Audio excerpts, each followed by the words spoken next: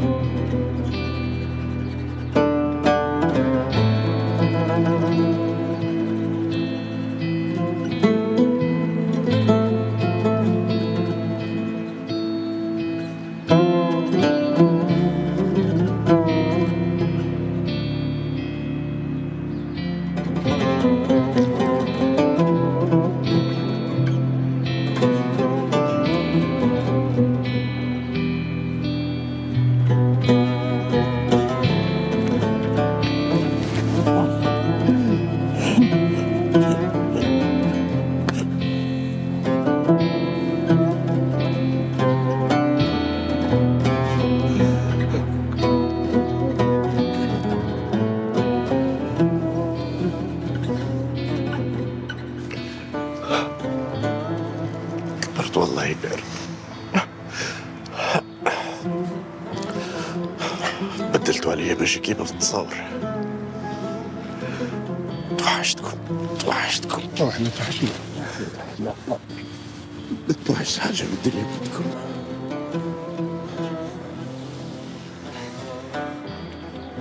يابا عباك شحال عندنا حنا نستناو في هذا اليوم.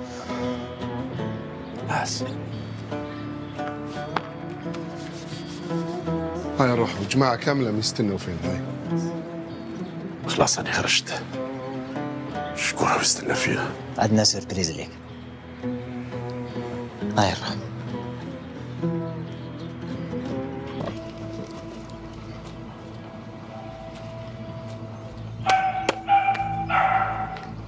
من اليوم واحد ما يزيد يربط. حبينا نديرو الحفلة كي خرجت. جاكوارك تبين لي عيان. تعيط لي بابا. تعيط لي الجاكوار مانيش صاحبك. وانا خرجت من الحبس ما تجيش من العمره باش دير لي حفله. يابا عباك النهار هذا شحال رحنا رانا نستناو فيه.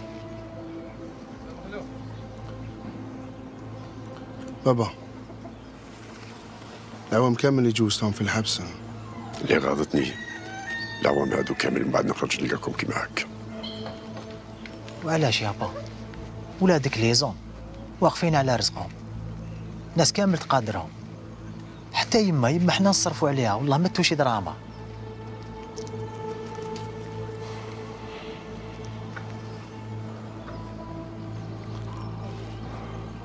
والزين علاش ما جاش؟ واللي ما عالبالوش باللي راني خارج. الزين جاب روحه شويه، انا ومهدي وفارس انا واقفين على الشركه ما تلاقاوش به بزاف. الزين هو المعلم، يجي غير كي يلزم الحال.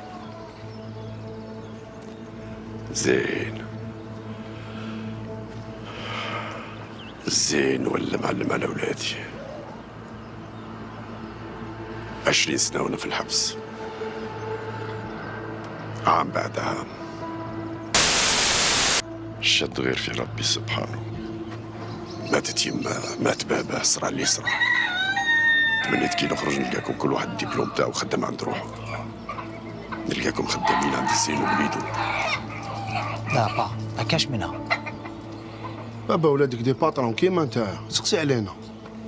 دي باترون كيما انا، وانا باترون واش درت بها؟ نص عمري في الحبس. على بالكم عليه حرمت عليكم تجوني بارلوار باش تقعدوا بعاد على ديك البلاصه وبعد على المشاكل. يا بار انا بعد على المشاكل، وصلوا لك الهضره بالغلط. وصلت كيما وصلت، من اليوم تتبدل العقليه. الزين وجرة الزين تبعدوا عليها من اليوم، راكم خدامين مع باباكم. يا با وينك رايح؟ اهل داري. يصبر نوصلوك. حاب نمشي. هاك نعطيك مفاتح تعطونا بيبا. مانيش رايح لدار بيما، رايح لداري. فرقوا علي النمة، الاشياء نعيط لكم.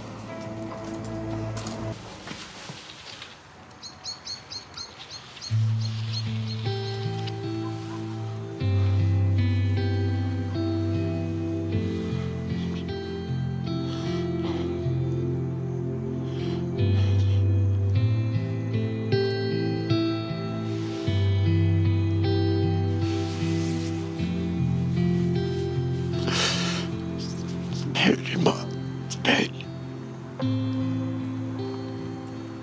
خليتك وحدك معاهم، غدروا بيا ما غدروا بيا.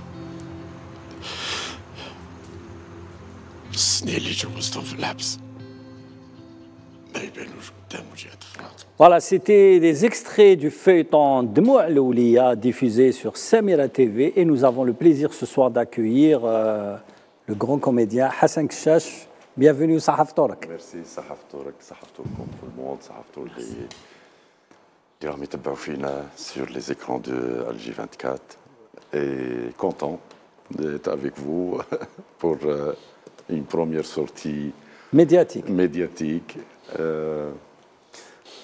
Vous savez, Ramadan c'est un peu surtout quand on a une œuvre qui passe, un feuilleton qui passe à la télé, donc les gens croient que c'est bon, on a terminé le tournage et c'est bon, on peut se reposer, mais en réalité non.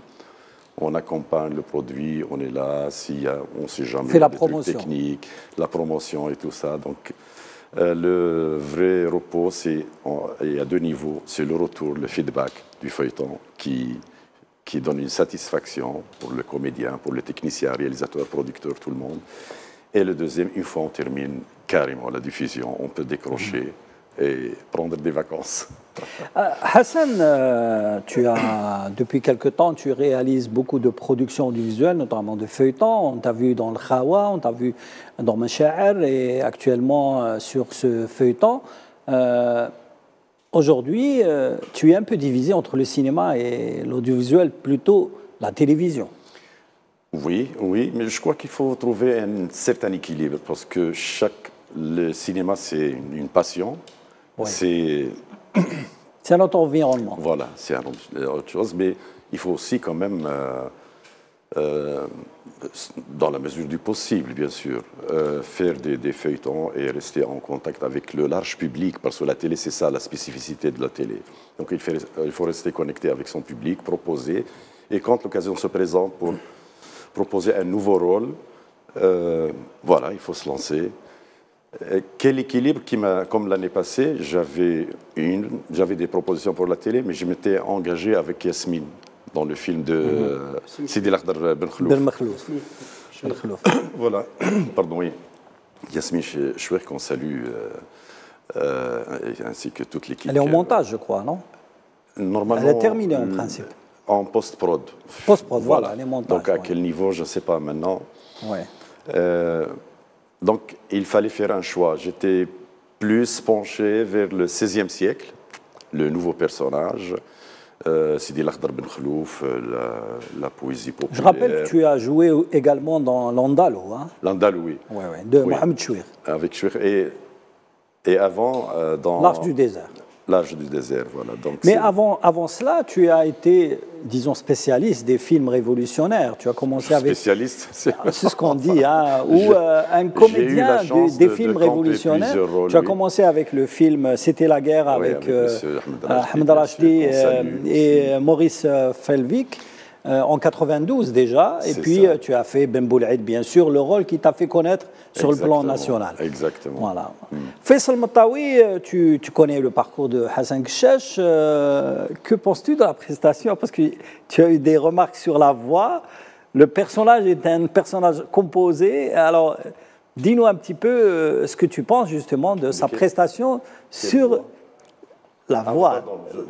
La voix. La voix de Jaguar, de Farid, d'accord, le personnage de Loulia, le feuilleton de Mohamed Najib. D'abord, Najib le feuilleton est en train de rencontrer un grand succès, aussi bien sur les plats, sur YouTube, mais également sur le plan critique, hein, parce qu'il y a beaucoup d'articles, d'interactivité. Mais la prestation est globale, hein, la prestation de Hassan Kchache est très importante dans ce Enfin, il y a feuilleton. des feuilletons comme Loulia de Najib El-Bessiri et aussi le Barrani de Yahya Mouzaham qui, quand même. Qui arrive marquent leur passage. Et également Rehan, qui est réalisé par Mahmoud Kamel, qui est un réalisateur égyptien. Bon, on peut apporter pas un jugement, disons une évaluation à la fin Exactement. du feuilleton. On est presque quand l'histoire est aboutie, ou presque aboutie, parce que ça, il peut y avoir une suite, comme c'est le cas cette année pour Hidash Hidash, sa deuxième saison, réalisée par Oussama Koubi, ou le Batha 2 réalisé par Walid Bouchbah. Je pense que on a la prestation de Hassan Kchache, c'est un comédien qui est professionnel, donc il connaît bien son travail. Dire qu'il compare réellement son personnage, le personnage de Farid, un homme qui fait de la prison, qui est séparé de ses enfants, qui sort de prison, qui découvre que ses enfants, comme on l'a vu dans la séquence, comme on le voit dans la séquence, sont devenus adultes. Il a subi beaucoup de déchirements avec une femme oppressante, remise en question, beaucoup de questionnements. Je pense que globalement, oui, il assure. Comme on l'a vu dans Masha'ar, moi j'ai beaucoup apprécié le jeu de Hassan Kchache dans le feuilleton Masha'ar. Madih Bel'aid Non, c'est John Gok. Mohamed Gok. C'est le Gok, Turc, oui, qui est un feuilleton algéro-tunisien. Il est passé déjà 3 ou 4 ans. Ce père de famille ambigu qui a double visage, on pense que c'est un bon triple visage en réalité. Triple visage. Il est le père de famille, le père de famille. Et il est dans le milieu mafieux, mais en même temps, il est chargé, exactement, il est chargé d'une mission pour infiltrer. Donc, il a 3 facettes qu'il fallait doser et équilibrer. Voilà, donc moi j'avais Bark une remarque sur seulement, Bark c'est le parler algérien, sur la voix, parce que moi je trouve que Hassan Kchache il a une voix rock, une voix qui est présente, qui est imposante, mais dans le jeu, dans le personnage de Jaguar, j'ai l'impression qu'il a un peu... grave, j'allais dire. Mais elle est plus grave. Elle est plus grave. Elle est plus grave, plus imposante. C'est voulu par le réalisateur ou c'est un personnage composé que tu as proposé? Non, c'était ma proposition. Ta proposition. Et je trouvais que ça peut. Déjà à la base, quand on va vers un rôle, c'est on a envie de proposer un personnage nouveau. Oui. Donc il est nouveau dans le fond, il est nouveau dans la forme. Qu'est-ce qu'on peut apporter au personnage? Comment on peut le traiter? Et quels sont les éléments? Donc il y a un peu dans le gestuel, dans le jeu, et puis même, je crois, on va le constater, il y a 2 époques. Donc une époque avec une énergie au début, et une deuxième époque avec une deuxième énergie qui est différente, qui est un peu le résultat d'une maturation, d'une réflexion de décennies dans la prison. Donc il a eu le temps de mûrir et tout. Et je trouvais que ça peut être un plus pour le personnage de lui donner une voix plus grave, plus imposante. C'est pas inspiré des séries italiennes? Non, je n'ai même pas pensé à non. Non, même pas. Non, j'ai senti parce que... Comme dans les séries Soprano, la majorité des... Peut-être. Oui, certainement. Des Italiens parlent à la voix rock. Mais généralement, le metteur en scène laisse aussi un peu de liberté. De liberté, pour un temps libre pour le comédien. Quand ils sont professionnels. Ça a plu au réalisateur, même l'ingénieur de son. Et par la suite, l'anecdote, c'est que sur le plateau de tournage, tout le monde parle de Jaguar. Tout le monde, allez, c'est prêt. Tout le monde timide. Le son, voilà. Donc, tout le monde parle de Jaguar. Voilà, c'était une anecdote sur le plateau de Dahkou. Et puis, tu nous as contaminés.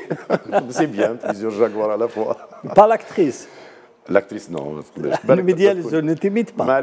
Tigresse. Tigresse, d'accord. Madame Mouhtari, vous avez bien sûr regardé comme tout Algérien ce feuilleton.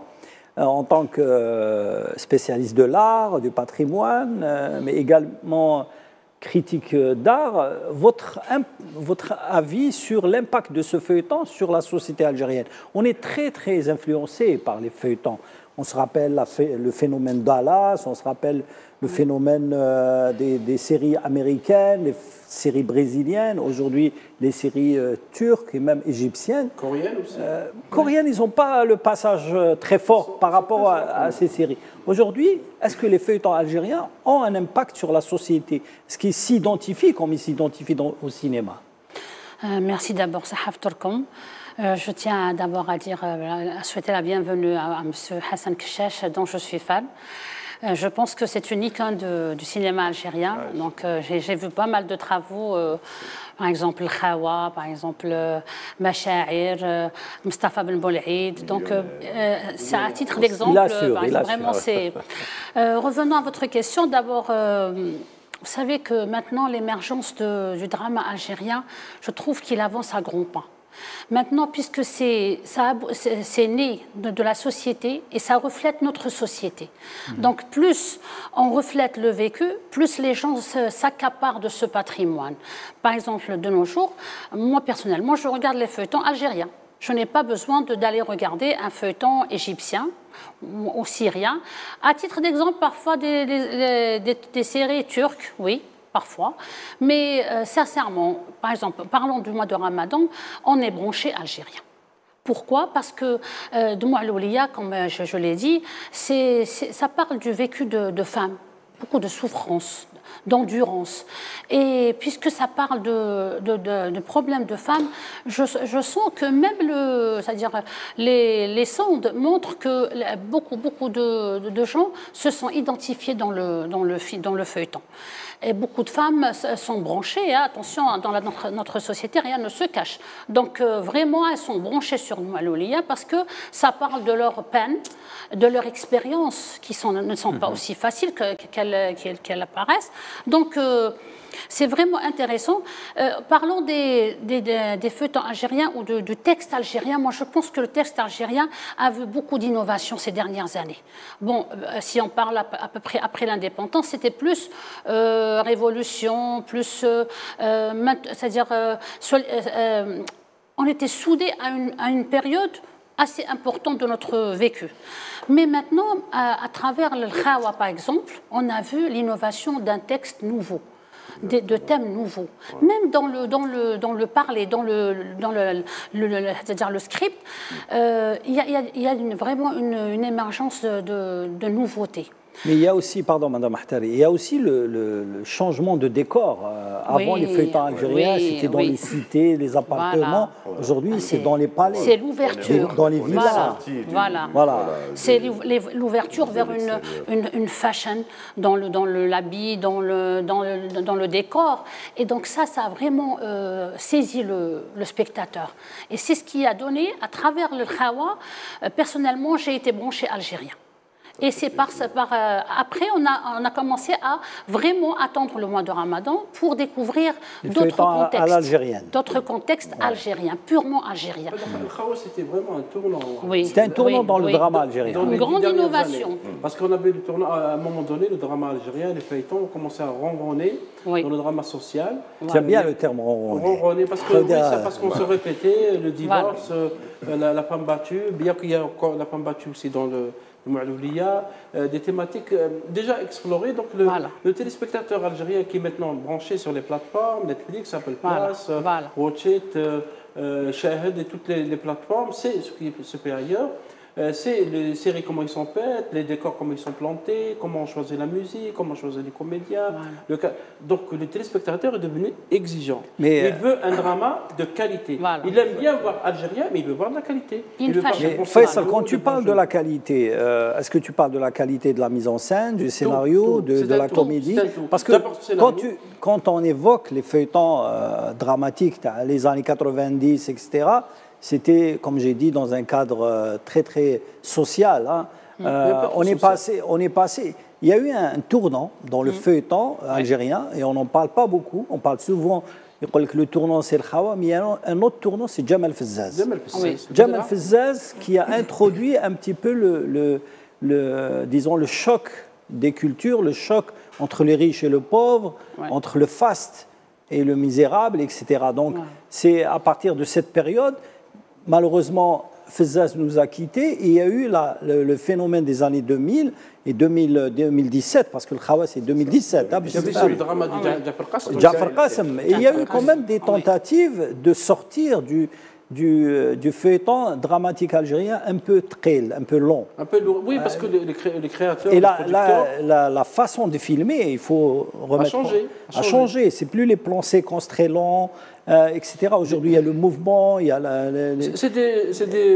on filme comme au monde cinéma, c'est un peu les normes. Oui, c'est tourné à la manière cinéma. Netflix, etc. Comme Doumaloulia, c'est vraiment filmé du mode cinéma, même les lumières, comment ils sont choisis. Le Barani aussi, c'est filmé de manière cinéma. Et il y a le même cachet, je pense, les trois feuilletons algériens, le Barani, le Doumaloulia ou le Rehan, sont filmés d'une manière à l'américaine. Avec du vécu algérien, du contenu algérien. C'est les normes actuelles. C'est les normes actuelles. Si vous voyez le drama qui se fait en Irak, en Syrie, en Égypte, en Tunisie... On va revoir, Faisal, on va revoir... C'est les mêmes normes. On va revoir la comparaison avec nos voisins tunisiens, mais avant cela, on va voir la bande-annonce d'un feuilleton dans lequel tu as participé, qui a fait fureur, 2 saisons, je crois. Une saison Machar, une saison Fchourouk, une saison Fnahar. On va revoir la bande-annonce et on va discuter justement des changements de temps dans la mise en scène, mais aussi la participation des comédiens algériens dans les productions tunisiennes. Une coproduction. Coproduction, oui.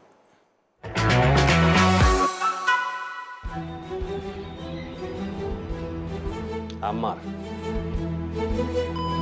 Oui. Comment? تعيش عمار ما تموتش فطنوني من هاد العذاب اللي راني فيه.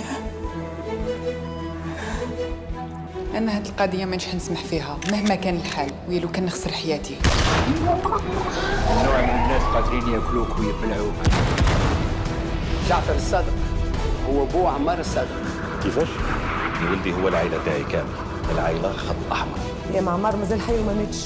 هذا في حد ذاته سيتي تخي بون نوفيل. سمحوا لي راح ناخذ من وقتكم دقيقه برك. على جيتي ما تنجمش تبعدني على ولاد اختي. يا ماما جات معاك ويلي باش نحكي لها مريم؟ اليوم انتوا تتحاسبوا. انا ما لقيت كل مره في الحبس انت وياه. اسم جديد، وجه جديد، حياه جديده. وانا الطاري يحيى. البلاصه هذه قريب للدرجه. منا وهكذا نقعد نخمم غير في روحي. لا مانيير كيف وليت تلبس شعرها وكالكوب المكياج ان شاء الله لو شانجمون اكستيريور ما عندوش هكا دي ريبركسيون على الانتيريور. غلطه مش منك، نودي لمك من الشارع ودخلك لداره. انا اللي مدام مريم خلات لي ولادها وراجلها. كل حاله عشق امتحان. على بالي بكلش. انتي اللي رغمتيني. يا تكوني نتاعي يا تكوني تحت التراب.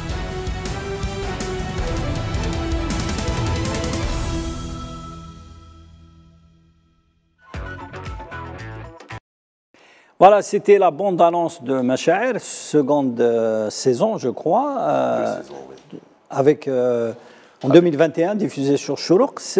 On sent la touche un petit peu américaine dans cette série. La réalisation, c'est Mohamed Gouk, c'est un réalisateur turc, formé en Allemagne, hein, pour qu'on soit. Oui, c'est ça, il vit en Allemagne. Formé en Allemagne.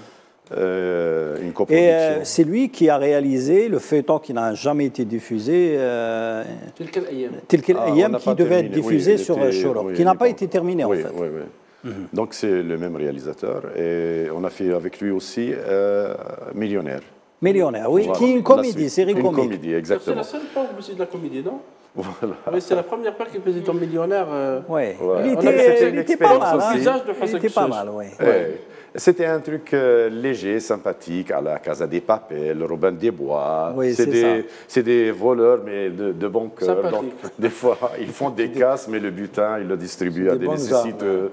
Ou là, ils font un casse et ensuite ils sont volés par d'autres voleurs. Donc, c'était un truc vraiment sympa. Et donc, revenons à la question, oui, il y a un apport, ça veut dire une vision de réalisateur qui vient de l'extérieur, qui est branché sur une industrie audiovisuelle, qui a son packaging, son mode de fonctionnement, parce que la production en Turquie, ou ce qu'ils font comme feuilleton, c'est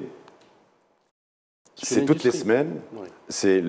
D'ailleurs, c'était l'option sur laquelle on s'est inscrit. On voulait faire la même chose avec cette plateforme de coproduction algéro-tunisien entre les deux chaînes, Chourouk une fois et Nahar une autre fois, et avec la Carthage Plus et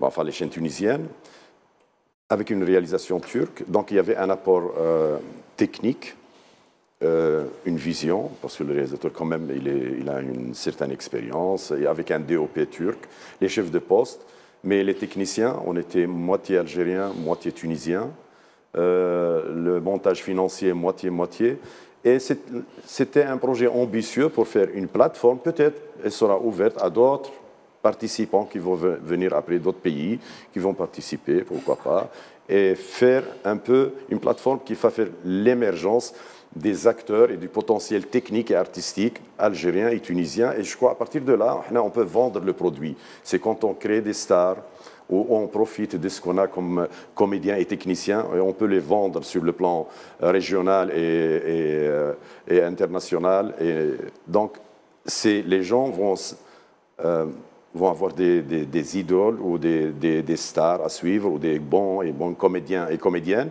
Donc, ils vont suivre leurs œuvres plus tard. Donc, il y a eu un apport technique qui est d'ailleurs, une fois le feuilleton terminé, et il a été félicité, et la chaîne tunisienne et le réalisateur, par le ministère du Tourisme tunisien. Pourquoi? Parce qu'il considère que la Tunisie n'a jamais été montrée dans un feuilleton de cette manière.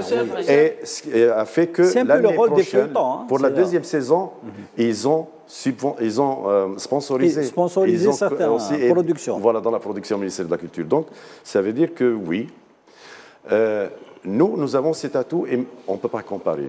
Oui, c'est beau, la Tunisie, tout ce que vous voulez, mais nous avons un paysage pour nous, ici en Algérie, il est assez riche et assez varié, où est la caméra. Où on pose la caméra, on peut prendre vraiment des très beaux plans.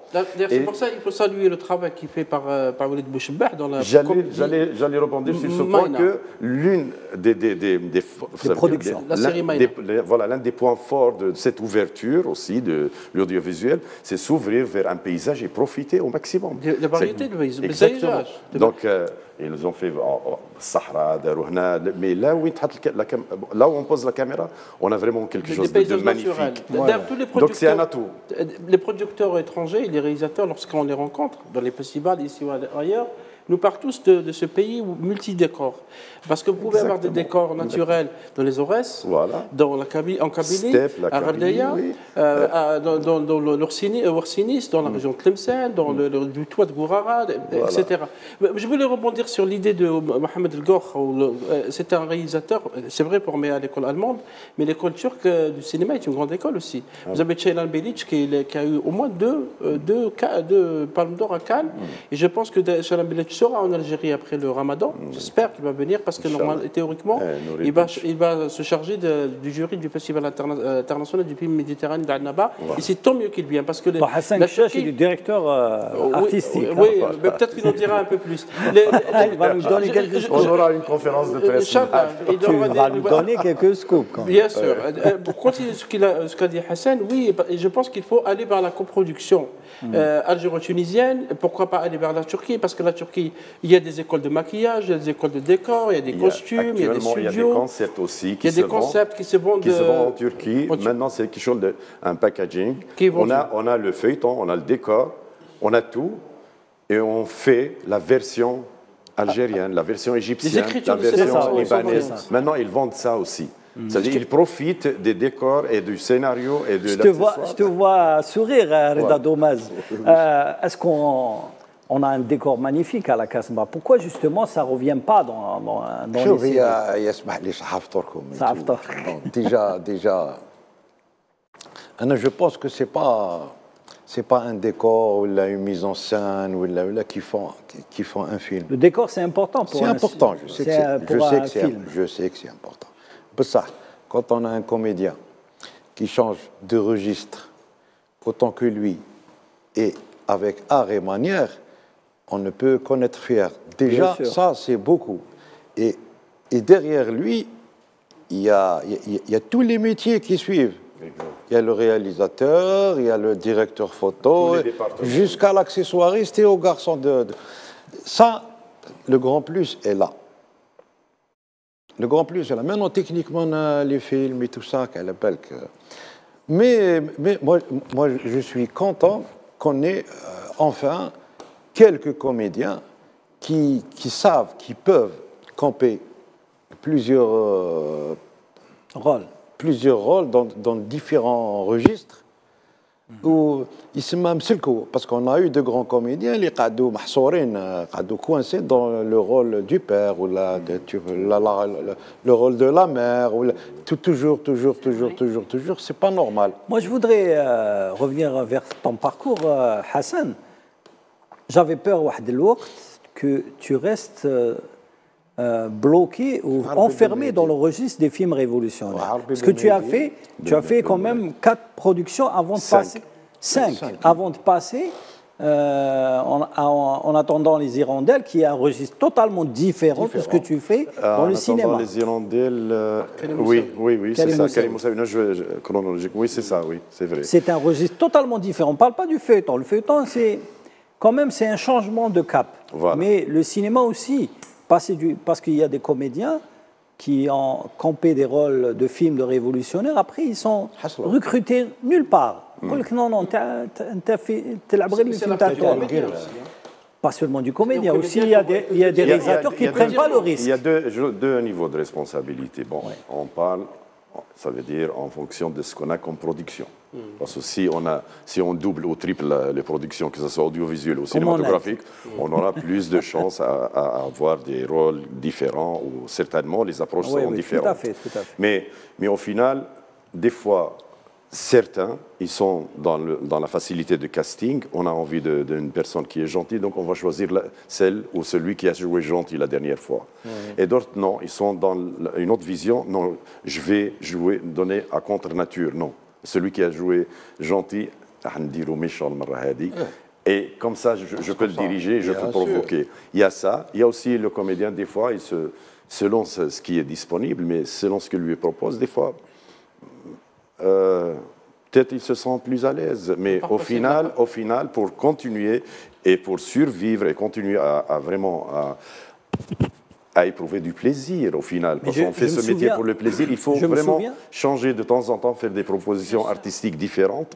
Comme ça veut dire l'éventail de possibilités, de rôles et d'aller à l'intérieur et chercher des émotions différentes et de composer des personnages différents. C'est un plaisir aussi en collaboration avec bien sûr réalisateurs, scénaristes. Je me souviens, Hassan, tu as refusé de faire la suite de Al-Khawa. Tu n'as pas fait la suite oui, c'était... Oui. Et beaucoup de gens t'attendaient dans la suite. Et ils ont fait la suite qui n'a pas aussi bien marché que la première saison. Par la suite, tu as changé tu as pris, je crois, une année sabbatique. Voilà, non, et après le ramadan d'après, tu as fait une production. Voilà. Parfois, tu choisis tes rôles. C'est-à-dire, il y a des rôles qu'on te propose que tu refuses. Bien sûr, ça arrive, bien sûr. Je peux... Si, ça veut dire, dans ce qui est proposé, si j'ai 2 ou 3 propositions, certainement, je vais aller vers la meilleure proposition qui est différente, qui est... Et c'est un équilibre en réalité. Je vais faire quoi, avec qui, et c'est pour combien. Mais c'est tout un équilibre à chercher. Qu'est-ce que je vais apporter pour ce personnage et qu'est-ce que ce personnage peut apporter pour moi. Donc c'est tout un travail. Et si je trouve que le résultat il n'est pas intéressant, donc je n'ai pas envie de m'aventurer dans une... Peut-être... je ne sais pas, mais il y a le feeling. Des fois, quand j'accroche un projet, quelles sont les productions importantes tu as refusé de participer?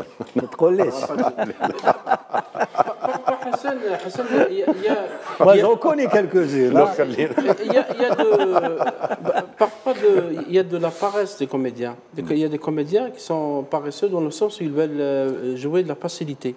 Du coup, pour utiliser un terme très en vogue, ils se retrouvent coincés dans le même personnage. Parce que vous avez parlé de la composition, un personnage, c'est pas ce qui est seulement écrit par le scénario, parce qu'il est choisi par le metteur en scène. Il faut parfois se référer, choisir des personnages existants déjà dans la vie réelle, prendre des tics, des caractéristiques. Ça fait partie de la formation déjà, l'observation, c'est un élément très la important. Psychologie du personnage, l'intérieur et l'extérieur, l'environnement, l'ambiance, l'éthique, le costume, tout ça, c'est quelque chose, c'est un travail. Parce qu'un comédien, il ne suffit pas de lui donner un rôle.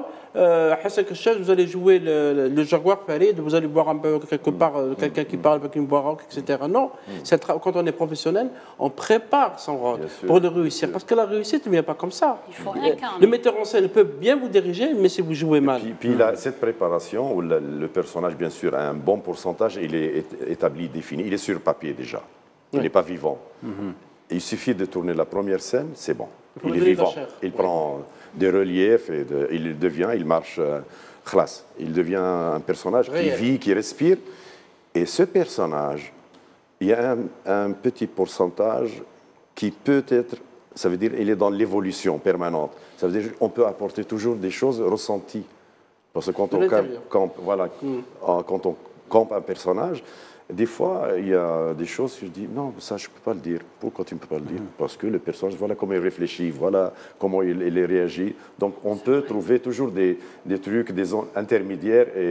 Donc, ça, c'est une zone évolutive que j'appelle, mais le squelette du personnage, il est déjà préétabli. Je voudrais poser juste, oui, si vous allez-y, me permettez, une petite question. Vous vous retrouvez où dans le rôle historien, dans le contexte historique, ou alors dans le contexte du drama? Par exemple, moi j'ai vu Mustafa Ben Bel'Aid, c'était vraiment, on dirait que vous étiez imprégné de la personnalité de... Il a absorbé le personnage. Voilà, il était vraiment imprégné. Et moi, j'ai senti que c'était vraiment, qu'on dirait qu'il vivait le personnage. Et c'est bien, parce que lorsqu'on vit, on s'imprègne, on donne vraiment le rendement est extraordinaire. Et je vous ai vu aussi dans le drama, et c'était vraiment excellent. Donc, je vous pose la question, où est-ce que vous vous retrouvez le mieux? Dans les rôles de composition. Tout simplement. Quand il y a du travail, quand le personnage... il est profond, il est écrit avec profondeur, parce qu'en réalité, le cinéma, le drama, c'est l'émotion. Bien sûr. Si on n'a pas ça, ça veut dire, si on ne dégage pas de la sincérité, de l'émotion et de la réflexion, ça veut dire qu'on se rapproche au maximum de l'humain. On fait des films quand je dis les hommes, c'est les hommes et les femmes, on le fait par les hommes et pour les hommes. Donc, il faut qu'on reste dans cette dimension. Et ça demande un travail de préparation et de crédit. Le crédit, comment? C'est dans la justesse. La justesse, elle est comment? C'est quand on s'accapare le personnage. Si c'est un personnage historique, il ne suffit pas de s'accaparer du scénario seul. Non, il faut aller dans le contexte historique, aller comprendre quelles sont les dimensions socio-culturelles, l'époque, la conjoncture, qu'est-ce qu'il y avait comme, je ne sais pas, l'atmosphère, ambiance.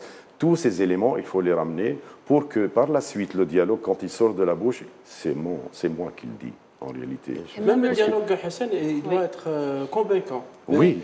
Par exemple, je vous donne un exemple, Nabil Asli. Nabil Asli a joué avec vous dans Masha'ar, et Nabil Asli dans Al-Batha 1 et 2. Et il a utilisé des expressions, parce que c'est lui-même qui a écrit le scénario avec Nassim Haddouche pour la deuxième saison.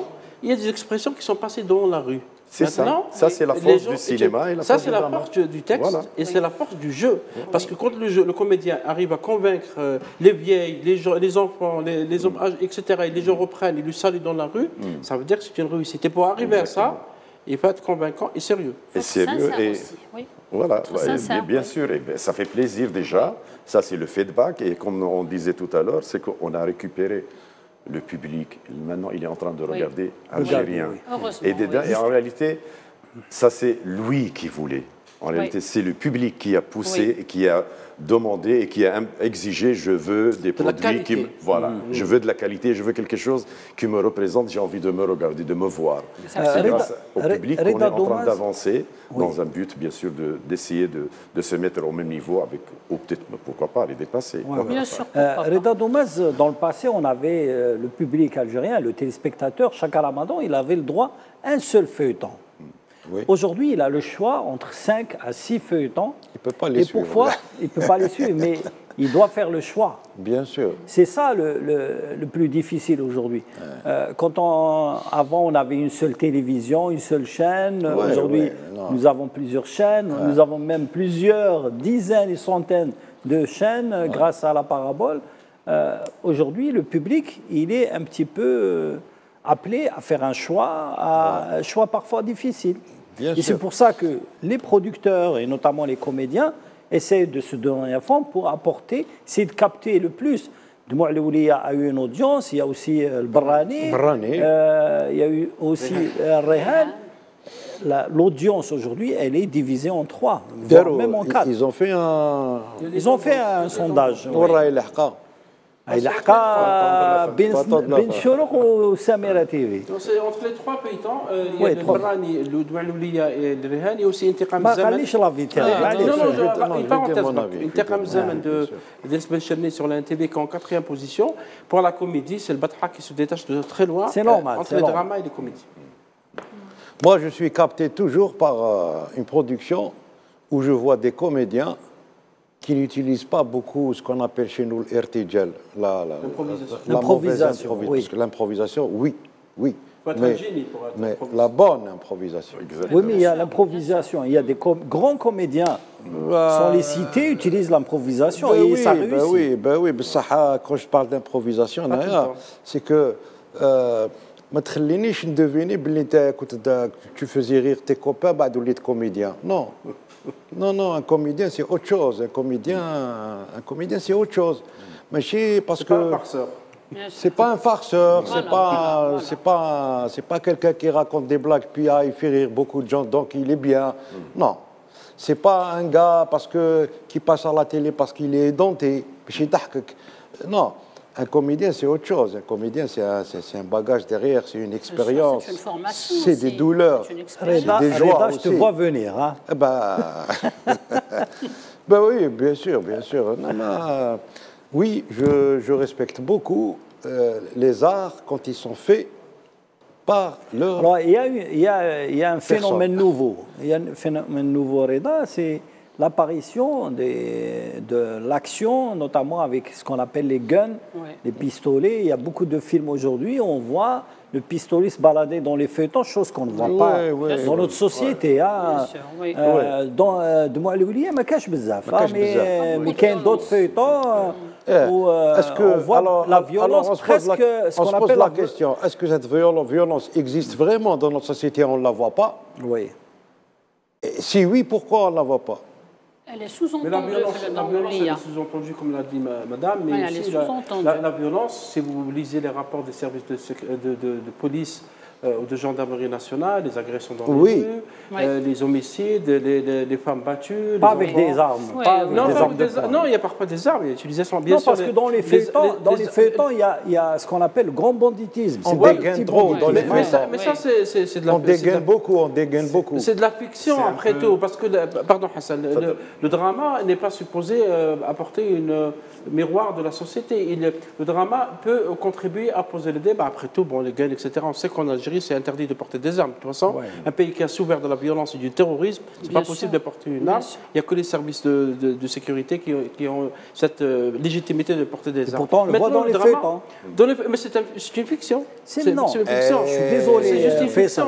Tu me dis une fiction. C'est une fiction. Non, la fiction doit s'adapter. Doit coller à la réalité. Quand on montre les films d'action dans les films américains, c'est que la violence existe dans la société américaine. Oui. Quand on la voit dans les feuilletons brésiliens, elle existe dans les Mais est-ce que la violence existe dans la société algérienne? Elle n'existe pas. Pas de cette manière. Pas de cette manière. Oui, mais pas de cette manière. Mais est-ce que le drama est supposé pour photocopier le réel? Non, c'est juste une histoire qui se passe peut-être en Algérie. Mais, même les endroits, maintenant les réalisateurs sont devenus un peu malins, ils ne citent plus les villes, on voit des villes, par exemple dans Réhan, on voit Mostaganem d'en haut, en bas c'est Alger, dans Berrani on suppose que c'est à Alger, dans Mouloulia dans les années 90 c'est peut-être Alger, donc on ne suggère même pas le lieu. Ça veut dire qu'on est en train de parler d'une histoire qui peut être reprise par des chaînes étrangères. Au-delà de ça, moi je te parle de situation. Khalina met décor ou le lieu, etc.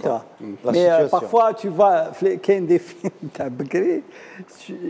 l'action démarre assez des fois, tu arrives à des 12. Oui, donc, ça c'est les faux raccords. Les faux raccords. Donc c'est pour te dire que moi, c'est pas que je dénonce, je me pose la question. Est-ce que la violence armée, je dis bien violence armée, dans certains feuilletons, pas dans le feuilleton dans lequel tu passes, existe dans la réalité de la société algérienne? Non. Alors, donc, je vais vous citer un exemple. Il y a des feuilletons égyptiens où on voit des villas avec des gardes avec des kalachnikovs. Ça n'existe pas en Égypte. Mais ça existe dans l'environnement, comme tu dis, de la fiction égyptienne. Oui. Parce qu'on veut créer un environnement de grand banditisme. La fiction sert à ça. Dans Mouloulia, il y a le trafic de faux billets.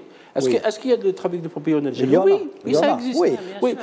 Oui, donc la fiction n'est pas forcée, donc, parce que sinon on va faire du documentaire ou du reportage. Oui. Donc on laisse les gens un peu. Il y a une part. Il y a une part, mais bon, c'est vrai qu'on peut être ne pas d'accord sur la violence ou sur l'excès de violence. C'est l'excès de violence qui pose problème. Je crois qu'il faut trouver un dosage, parce que dans le montage, à l'écriture, aujourd'hui, je parle du jour d'aujourd'hui, il y a certains ingrédients qu'on les trouve plus ou moins dans presque la plupart des feuilletons, y compris Tana, mais à des dosages différents. Maintenant, moi j'en suis sûr qu'on est en pleine évolution. Ça veut dire qu'on est en train d'avancer vers des thématiques beaucoup plus encore ramassées et solidées. Là, c'est un peu l'ouverture. On a envie de faire des choses et nous comparer techniquement avec ce qui se passe ailleurs, tout en gardant un sujet ou une thématique algérienne. Donc maintenant, il ne faut pas que ça déborde. Moi, la violence dans un feuilleton, moi je ne suis pas très pour, parce que c'est la famille, c'est les enfants, et puis même surtout, ailleurs, à partir d'un certain niveau de violence, on met à moins de 12 tel âge, etc. Donc les enfants, ils sont... Et puis la violence, maintenant, comment je peux la traiter dans le film? Comment je vais la présenter? J'en parle en général. Il me suffit de suggérer ou de communiquer l'idée, le début, et je ne suis pas obligé d'aller vers un excès de violence. Donc il suffit de faire début de l'action, on a compris, mais je ne suis pas obligé d'aller vers le traumatisme. Et puis, il n'y a plus de... Ça veut dire, moi, je trouve que c'est trop. Puis, il y a des niveaux de violence maintenant qu'on peut parler. Il y a une violence verbale, il y a une violence dans le regard, il y a une violence dans le... Bien sûr. Par exemple, je citerai, Hassan, si vous permettez, le feuilleton 11-11 de Oussama Kobé. Dans ce feuilleton, il y a de la violence. Mais c'est une violence... Je pense que le feuilleton, il y a plus de violence. De violence, mais elle est justifiée par l'histoire. Elle est justifiée par l'histoire. Et puis, il faut penser au marché international. Pourquoi le drame algérien va rester confiné en Algérie? Pourquoi il n'ira pas 11-11 ou Mouloulia ou le Barrani ou le Réhan, pour citer ces 4 feuilletons, on peut les vendre à l'étranger? Parce que maintenant, il y a aussi des normes dans le monde. Ces histoires humaines, après tout, Mouloulia, c'est une histoire humaine. Elle est très algérienne, mais elle est humaine. On peut la diffuser ailleurs, en la doublant ou en sous-titrant, etc. Parce que le drama algérien a atteint un niveau de qualité, on en parle, tout le monde est d'accord. Ça, c'est le rôle. C'est pour ça qu'il faut penser aussi aux téléspectateurs de l'étranger, qui peut voir une histoire qui se passe à Alger ou dans une ville algérienne, mais qui peut peut-être l'interpeller. Mais est-ce que tu sais que, par exemple, les producteurs ne savent pas vendre leurs œuvres? Ça, c'est un autre Et problème. il y a le MIP TV, le marché international de la télévision qui se déroule chaque année à Cannes, je pense que c'est le mois d'avril prochain. aucun producteur, aucune télévision algérienne ne plante son stand pour vendre des feuilletons. Parce que le problème chez nous, c'est qu'on n'exporte pas nos films, on n'exporte pas nos feuilletons. Je me souviens, le CADC devait intégrer le marché du film à Cannes. Il n'a pas intégré pour vendre, il a vendu. Et quand il a intégré, il a vendu un seul film, c'était le film coproduit avec la palestinienne Nedjoun Najjar. Parce qu'il y avait une volonté de vendre le film à une production, à une télévision palestinienne qu'il a acheté. Toi qui as travaillé dans les coproductions, notamment tunisiennes et même françaises, tu as travaillé avec Abdelatif Ben Ammar, oui, producteur. Rabbi Yarhamou. Shara Nakhil Jari. Voilà, l'avenue des palmiers blessés. Voilà, exactement, palmiers blessés. Le produit, c'est une vraie coproduction. Oui, c'est vrai. Qui est né, si tu te souviens, Hassan, de la rencontre d'un festival. Exactement. Festival d'Oran. Exactement. Oui. Donc, les festivals, ça sert à créer des coproductions. C'est une plateforme qui permet aussi. Etc. Voilà. Le rôle des producteurs, c'est quoi? C'est d'essayer de rencontrer d'autres producteurs et de proposer de partager les frais d'une production. C'est ce qui s'est passé dans Macha'ar. Macha'ar, c'est un producteur tunisien qui s'est allié avec une télévision algérienne et ils ont dit, voilà, vous nous partagez les frais, tu as travaillé dans la production. L'équipe technique était algérienne, le matériel était algérien. Mais ça a été je ne sais pas, une quinzaine de techniciens algériens. Même le matériel. Hein. Même matériel, c'est ce que je sais. Actuellement, dans le feuilleton de Moualoulia, il y a aussi des techniciens tunisiens. Par exemple, Mahdi El Mouni, il a fait le générique du feuilleton. Dans le feuilleton Rehan, il y a des techniciens égyptiens, tunisiens et même français. Le réalisateur est égyptien. Donc je pense qu'on est entré dans cette industrie de collaboration. Collaboration, pas coproduction. Macha'ar, on parle de coprod. Les autres films, c'est recrutement de techniciens étrangers. C'est différent. Il n'y a pas un apport d'un coproducteur qui participe au financement. Il y a un échange d'expérience, d'expertise. Il y a un échange, c'est plutôt un marché de travail. C'est un marché de travail. Mais la coproduction, c'est partagé. Aujourd'hui, en Europe, la majorité des télévisions coproduisent des séries. Ils ne coproduisent pas seuls. Voilà. Ils associent d'autres télévisions, partagent de la diffusion, partagent un pourcentage de la partie de la production. Dans le cinéma, par exemple, au dernier festival européen du film, à Alger, il y a 14 films projetés. Ce que j'ai remarqué dans les films, tous les films, c'est 5 à 6 pays qui coproduisent. Bien sûr. Pas un seul. Parce qu'ils peuvent pas. Avec la Grèce, avec la Turquie, avec Faisal, ils peuvent pas. Un seul pays ne peuvent pas assumer une production lourde, surtout les longs métrages. Ça coûte. Pour minimiser les coûts, ils associent d'autres télévisions ou d'autres pays, d'autres producteurs, et ça rend service au film parce que le film voyage. Bien sûr. Quand tu ramènes un coproducteur français ou un coproducteur belge ou tunisien, il est distribué dans son pays. Mais aussi, c'est une ouverture de marché. Parce que quand j'ai 5 coproducteurs, donc j'ai potentiellement 5 publics. 5 pays. 5 pays où on peut projeter le film. Avec Jafar Qassem à propos d'Héliopolis, on lui a dit pourquoi il n'est pas sorti en France. Il m'a dit tant que la production est 100% algérienne, il ne peut pas avoir un espace dans un autre pays. Parce qu'il faut un coproducteur. Les Oscars, c'est la même chose. Pour avoir sa chance de diffuser aux États-Unis. Les films américains, quand ils passent en France, et s'ils ont besoin d'un coproducteur. C'est pas la même chose. C'est pas le même marché. C'est pas le même marché. Oui, mais au final, non. Le marché de cinéma, c'est. Non, les États-Unis, eux, ils ont un marché, ils exportent. C'est-à-dire, c'est les Européens qui cherchent les films américains. Peut-être ils ont aussi un avantage, c'est qu'ils possèdent certaines salles aussi en France. Oui, voilà, pour l'alimenter. Voilà, donc parce qu'ils ne peuvent pas alimenter seulement. Vous savez, ils ont plus de 2000 salles. Ils produisent 100 films par an. Voilà. Ils ne peuvent pas alimenter toutes les salles. Voilà. Donc, ils ont besoin des films américains. Pendant des années, 80% des films projetés dans les salles de cinéma françaises étaient américains. Voilà. Et maintenant, ils divisent au moins par 3 parce qu'il y a les Européens, les Allemands, les Britanniques, les Italiens, et il y a les Français. Aujourd'hui, ils associent les Africains, les Maghrébins, et même les Égyptiens, etc. Donc aujourd'hui, la coproduction fait partie. D'ailleurs, c'est pour ça que, tu le sais, Faisal, au Festival de Cannes, la Cine Foundation, c'est une fondation qui offre des possibilités de coproduction à 6 cinéastes de différentes nationalités. Jamais de la même nationalité. Par exemple, il donne un Palestinien, un Jordanien, un Algérien.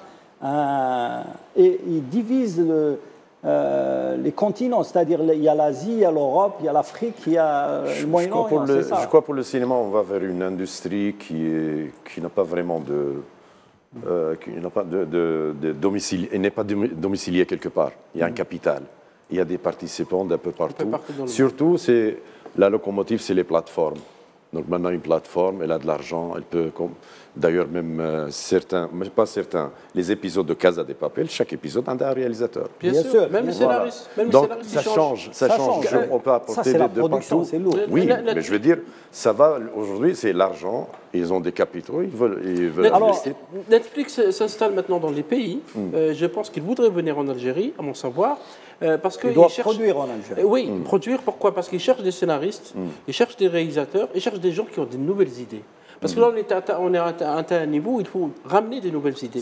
Le drama algérien, comme l'a dit le professeur, a commencé à attirer l'intérêt du téléspectateur algérien parce qu'il y a des nouvelles idées. Voilà. Au-delà de la qualité technique, bien sûr, parce qu'on leur propose de nouvelles histoires. Même si on essaie dans certains trucs, on essaie de faire comme dans la forme. Mais le fond, on sent la particularité algérienne, on sent l'histoire. On écoute la musique algérienne. Les réflexes, le comportement, le tout, c'est totalement différent. Alors pour poursuivre dans notre élan, Hassan, puisque tu as parlé de la coproduction, mais aussi la participation dans des feuilletons tunisiens, on va regarder quelques bandes annonces de feuilletons tunisiens qui sont diffusés cette année et on va évaluer un petit peu le niveau, parce que le niveau a explosé en Tunisie en matière de coproduction, de production, mais aussi de drama. Et ils sont arrivés à un certain niveau très, très élevé. On regarde quelques extraits, on revient au débat.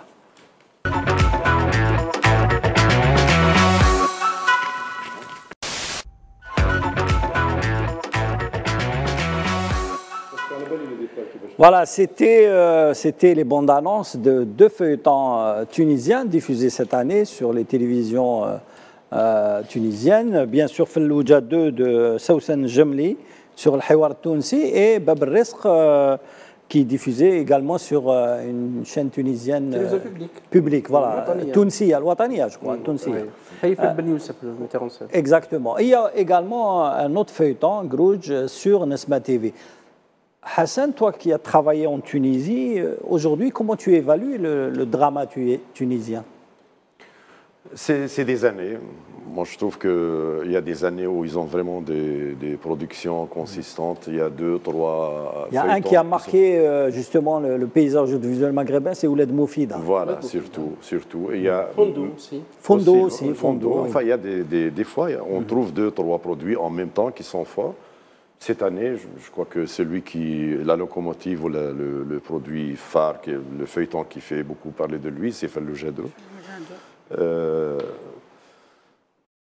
Je crois que ça veut dire la production tunisienne en qualité, elle a avancé beaucoup, l'image, la thématique, le traitement, mise en scène, mais la qualité, elle dépend de plusieurs facteurs. C'est trouver les ressources financières. Donc, toujours le drama, elle reflète quelque part l'intérêt porté par les sponsors à ce secteur. Est-ce que vraiment ils sont à l'aise? Donc il y a de l'argent, on fait des produits. Par exemple, Hawar Tounsi, qui est une chaîne privée. Ils s'autoproduisent depuis toujours. Oui. Parce qu'ils comptent sur la publicité, justement. Voilà. Et donc, mais cette année, Hassan, si vous permettez, il y a eu un phénomène inverse. C'est vraiment exactement le contraire par rapport à l'Algérie.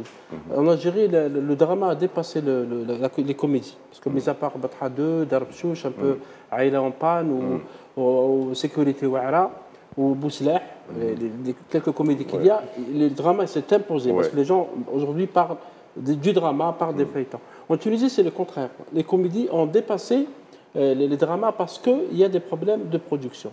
La télévision publique revient à la production parce que ça fait longtemps que la télévision publique... Ça fait longtemps qu'ils n'ont pas... Qu'ils l'ont produit parce que le Bab el-Rizq est inspiré d'une histoire réelle. C'est l'histoire des femmes qui travaillent dans les champs où il y a à un moment donné un accident, un camion s'est renversé, il y a eu des victimes. Oui, c'est un accident, donc, oui, ça s'est produit. Ça s'est produit.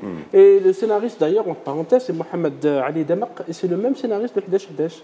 C'est celui qui a écrit avec Oussama Qobbi. C'est une collaboration dans l'écriture scénaristique. Peloudia 2 tu as bien préparé ton cours. Bien sûr. Peloudia 2, dans l'année passée, dans le 1, Soussane Djemili, qui est une excellente metteur en scène, entre parenthèses, a été très critiqué, y compris par le syndicat des enseignants, parce qu'on avait estimé qu'elle avait un peu exagéré. La première saison était très la drogue dans les lycées, mais après un débat sérieux s'est installé en Tunisie. Peloudia 2, Peloudia c'est une ville irakienne. Balk, c'est parce que l'enseignante, lorsqu'elle est arrivée, on lui a écrit sur une voiture bienvenue à Peloudia, pour suggérer un peu des violences qu'a subi les habitants de Peloudia en Irak. Mais ça pose la question de la consommation des drogues, y compris au milieu des En réalité, le feuilleton dénonce la distribution de la drogue dans les écoles. Il ne fait pas la propagande. Au contraire, il pose le débat. Et maintenant, les syndicats des enseignants, les pédagogues s'intéressent à ce sujet. Il y a eu le même cas pour Dama l'année dernière, où on avait dénoncé l'utilisation de la vente de la drogue dans les écoles. Et le réalisateur a expliqué que c'était justement pour dénoncer... de sensibilisation. Parce que le drama et les comédies servent à ça aussi. Au-delà, on peut rire, on peut bien sûr rire jaune, on peut éclater, on peut, vous avez parlé des émotions, on peut pleurer, etc. Mais après ça, Al-Barrani pose beaucoup de questions à la société par rapport au rapport entre les frères, par exemple. Ça par rapport à la femme battue, par rapport au rapport fille-père, par rapport à père-enfant. On verra d'autres thématiques qui seront... Donc, je pense que le drama, au-delà des violences qui peuvent exister, c'est aussi ça l'intérêt. Sofiane Baroudi, tu nous as rejoint justement pour poursuivre cette émission. Hein. Déjà deuxième mi-temps. Deuxième mi-temps. Il va marquer un but. J'espère. En tant que journaliste spécialisé dans le domaine de l'audiovisuel, est-ce que vous pensez que le drama tunisien a dépassé le drama algérien ou il est en train de lui montrer la voie? Moi, je pense qu'il y a une corrélation entre les deux mondes de production audiovisuelle, entre la Tunisie et l'Algérie, et qu'il y a une importance aussi à activer, si vous voulez, les accords de coproduction et de coopération pour aller au diapason justement d'un lien qui est politique, historique, très très fort entre le peuple algérien et tunisien et aussi entre l'État algérien et l'État tunisien. Je pense que c'est une nécessité déjà. On a vu, si vous voulez, beaucoup de techniciens, aussi de réalisateurs tunisiens qui ont évolué en Algérie dans la production audiovisuelle et qu'il y a une nécessité à accompagner des efforts de coproduction pour vraiment, si vous voulez, porter à un niveau meilleur, si vous voulez, la production du VS, parce qu'il y a un peu des réalités qui sont correspondantes, qui sont liées, qui sont très très proches, et à mon avis, il y aurait un intérêt à développer la coproduction, que ce soit dans le milieu audiovisuel pour la télévision, mais surtout pour le cinéma. Il y a vraiment une importance à développer la coopération culturelle avec la Tunisie déjà, parce qu'on va dire que c'est le pays avec lequel on est le plus proche, géographiquement, culturellement, historiquement, mais aussi d'activer la coproduction avec d'autres pays avec qui on a des accords, mais où concrètement, il n'y a pas vraiment de coproduction sur le terrain. Il y a beaucoup de pays que vous pouvez citer. Je pense que l'intérêt, il est vraiment là parce qu'il y a une certaine technicité en Tunisie et qu'il y a une technicité en Algérie et qu'il a vraiment un intérêt à coordonner les efforts. Moi, je voudrais revenir à Mme Mouhtari. Il y a un phénomène très important dans le drama tunisien, c'est qu'il y a eu justement certains réalisateurs, dont la productrice et réalisatrice Rim Ghazali, quand elle a voulu tourner dans les vestiges des sites romains tunisiens, ils ont demandé à payer. Oui. Là-bas, le patrimoine architectural ancien, très protégé, oui. Mais également, ils gagnent beaucoup d'argent avec oui. La participation de la production audiovisuelle dedans. C'est vrai. Malheureusement, c'est-à-dire en Algérie, on n'investit pas trop notre richesse. Par exemple, dans le Mouchoir, il est offert aux productions gratuitement. Oui, gratuitement. Généralement, c'est même pas payé pour une visite. Non. Mais il ne devrait pas. Non, les visites sont c'est-à-dire gratuites. Oui, mais pour tourner dans le. Il y a le Mouchoir, il y a le Mansoura, par exemple, oui, qui est vraiment un site historique très intéressant. Donc, malheureusement, on n'investit pas. C'est-à-dire, on n'exploite pas ces richesses architecturales dans le cinéma, dans le monde de... C'est un exemple, pardon. Peut-être que pour tourner dans le grand hôtel là, de la cité, peut-être qu'ils vont... C'est sûr que c'est payant. Oui, c'est sûr que c'est payant. Mais juste vous donner un exemple, là.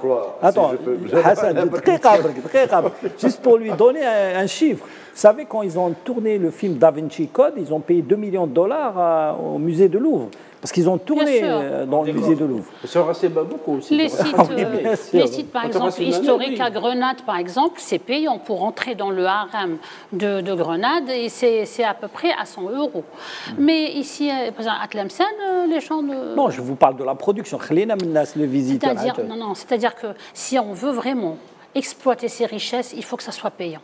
Même dans le cinéma. Vous savez qu'aujourd'hui, il y a un décret qui a été créé pour louer les espaces culturels pour les artistes, pour faire des émissions par exemple, mais aussi pour tourner des films. Hassan, tu voulais prendre la parole. Non, mais c'était juste pour dire que c'est un avantage que bénéficie le cinéma et la télévision. C'est normal, il y a beaucoup de gars. C'est bien. Je crois que... Je ne suis pas d'accord avec le gratuit. Il faut que je sois d'accord avec la dame. Il faut que ce soit payant. Parce que les producteurs, ils ont des moyens. Il faudrait que le secteur du tourisme en bénéficie. C'est tout.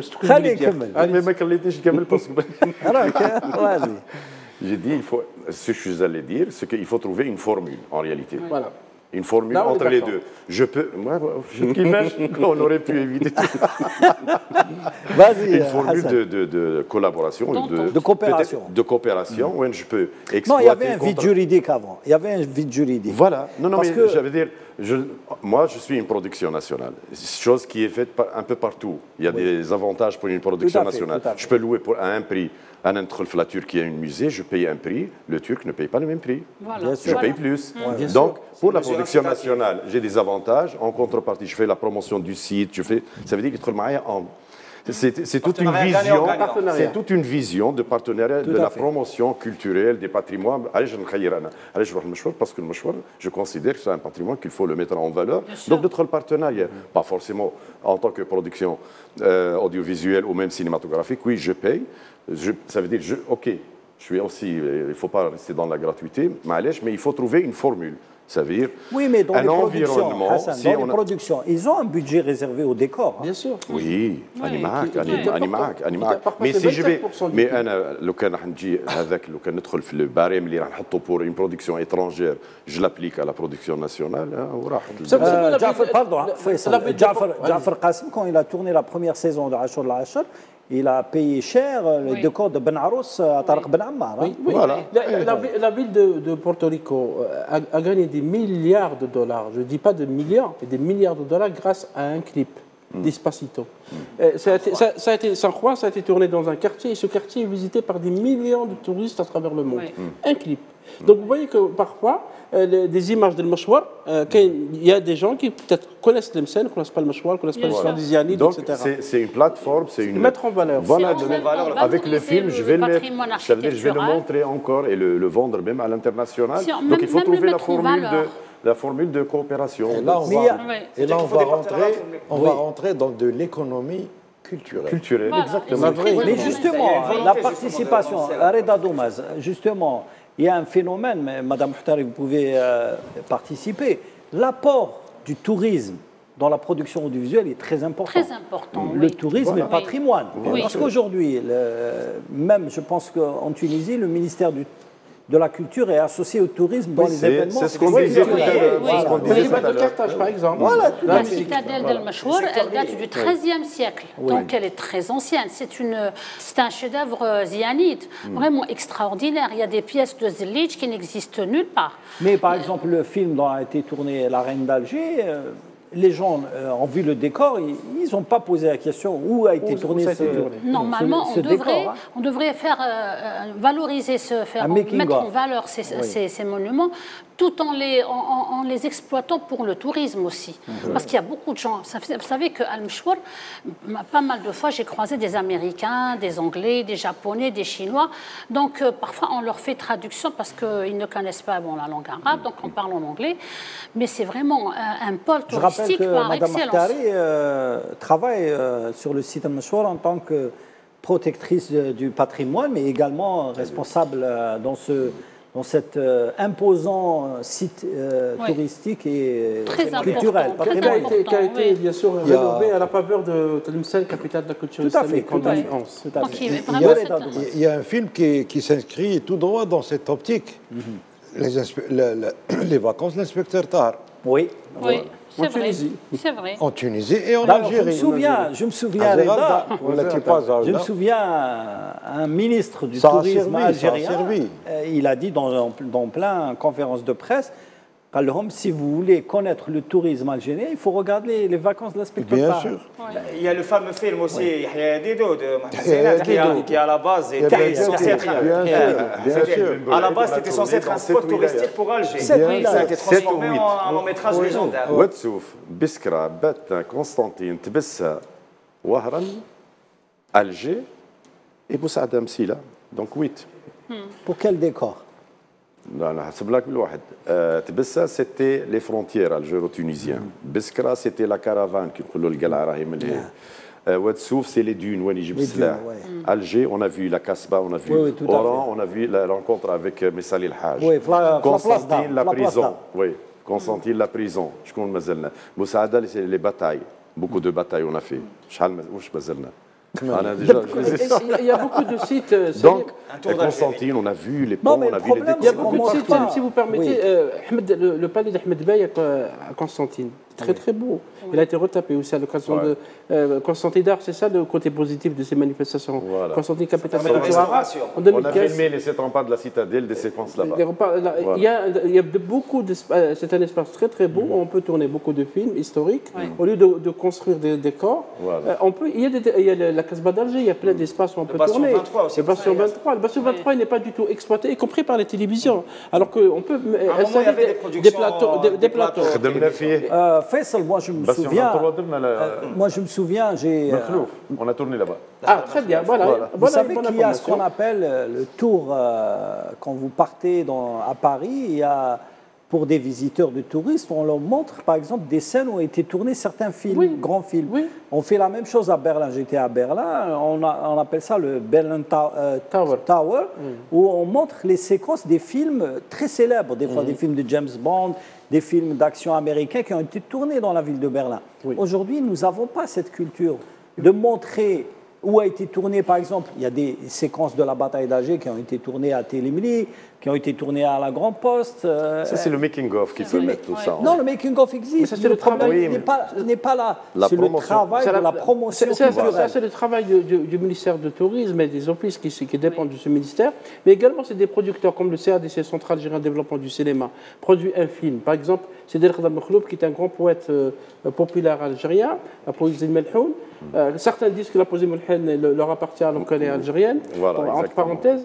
Je pense qu'il faut accompagner les films. On parlait avec l'artiste avant cette émission, Mme Bahadja Rahab, pour la saluer, de la nécessité de préparer des dossiers de presse. Un film doit sortir avec un dossier de presse où on précise que tel film a été tourné là et là et là. Voilà. Et on donne des indications, notamment pour la presse étrangère, au cas où ils voudraient visiter le lieu, voilà où il faut aller, etc. C'est une manière de faire la promotion des lieux. Ça peut être le sujet d'une émission télé, hein.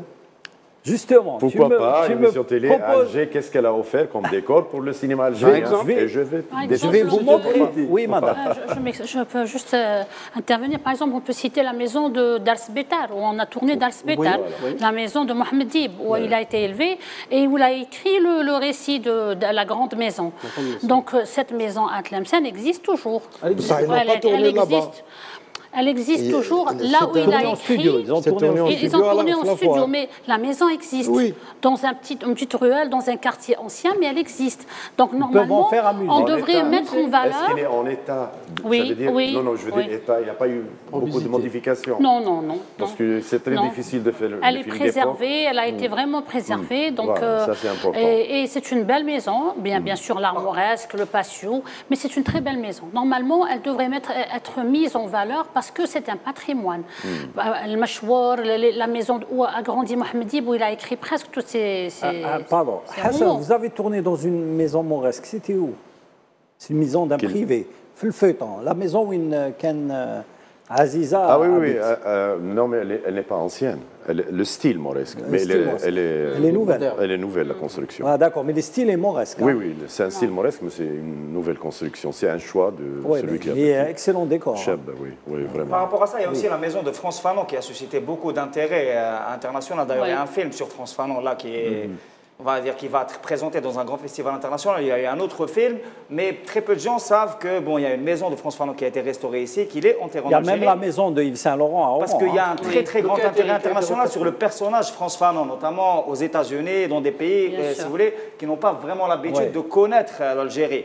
Et il y a eu des tentatives de restauration et des tournages qui ont été faits dans l'ancienne maison de France Fanon. Et je pense que le film aura un retentissement international important et qu'il faut investir justement dans ça. La maison où habitait Emir Abdelkader à Miliana aussi. Oui, tout à fait. De Miliana. Et en parenthèse, pour François Fanon, il y a un livre qui va sortir aux États-Unis, une biographie, une très grosse biographie écrite par un historien américain sur France Fanon. Parce que ça devient un personnage central des études décoloniales, y compris aux États-Unis, de grandes universités, notamment dans la côte ouest, s'intéresse beaucoup à la vie de France Fanon. Il est arrivé à la mondialisation. Il a été traduit à plus de 25 langues. Le patio de la maison ancienne, traditionnelle de Tlemcen, donc où il évoque un peu, il parle plus de convivialité, de rassemblement, de solidarité, plus que le côté architectural. Mais n'empêche que ça reste un repère très important. Normalement, nous devons mettre en... C'est des thématiques pour des prochaines productions audiovisuelles. C'est sûr, c'est sûr. Oui, des personnages, alors Madame, Messieurs, je vais vous montrer des images de la série d'Alf Chouch. Sur quelle série internationale elle s'est inspirée. Et vous allez voir beaucoup de ressemblances, justement, dans le concept. On gagne quoi? Il gagne rien du tout. On regarde la bande-annonce et on revient au débat. À la bande.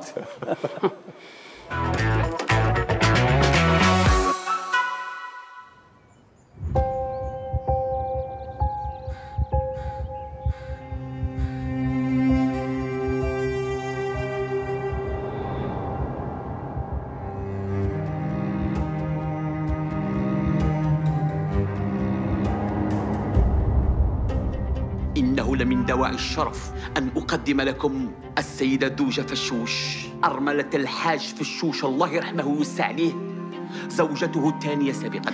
ما حتعيش معنا؟ أنا ما زدتش نستنى أكثر، خصك كل يوم تقولهم على الخطبة تاعنا. سكينة، كان على بالك وما قلتيليش. إلا هذه. المنيو تاع اليوم سبيسيال، كوسكوس رويال ومشبح باللحوم، إن شاء الله ماكلتنا تعجبك. ماني دوجة. حسبت لي ساعة عندي فاميليا وتحبوني بقلبكم، قال آخر سي محي يديه.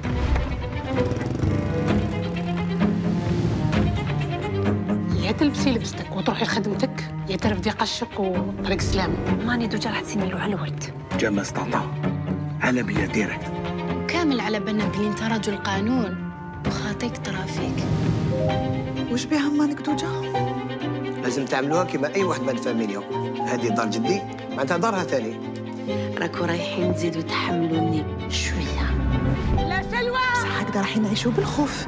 لو كان كاش ما دير في روحها. قولي ما كنت تحركي خلي فيك غير الريش. المحي خلاص هنونا من هاد الحكاية.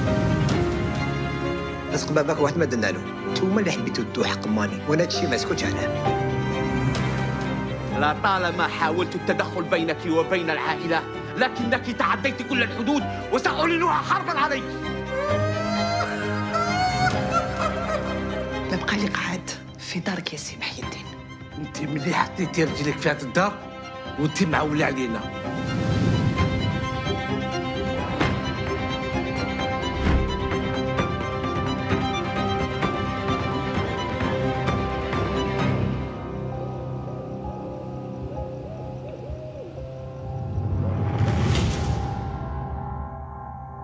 حربي في الليل ينوضوا فينا، ما يستحوا، ما يقولوا واحد متزوج، ما يقولوا عنده مسؤولية، يخي فامينا يخي. Voilà, c'était la bande-annonce de la série anglaise Downton Abbey et qui a inspiré un petit peu, je dirais même, Jafar Qassem, on en a parlé hier dans l'émission, la grande émission, il s'inspire un petit peu des productions internationales. C'est pour vous dire que parfois des séries algériennes ou des feuilletons algériens s'inspirent des productions américaines ou anglaises ou même françaises parce que c'est ce qu'on appelle le droit au visionnage des autres productions. On se souvient Taïmoucha s'est inspiré d'une série d'Amérique latine, etc. Colombienne. Mais la ressemblance entre la série algérienne et la série anglaise est très frappante parce que comme l'a dit Jafar, ce genre de famille n'existe pas en Algérie, n'est-ce pas, Madame Mortari? Bon, je pense que l'aristocratie... C'est un peu la haute bourgeoisie.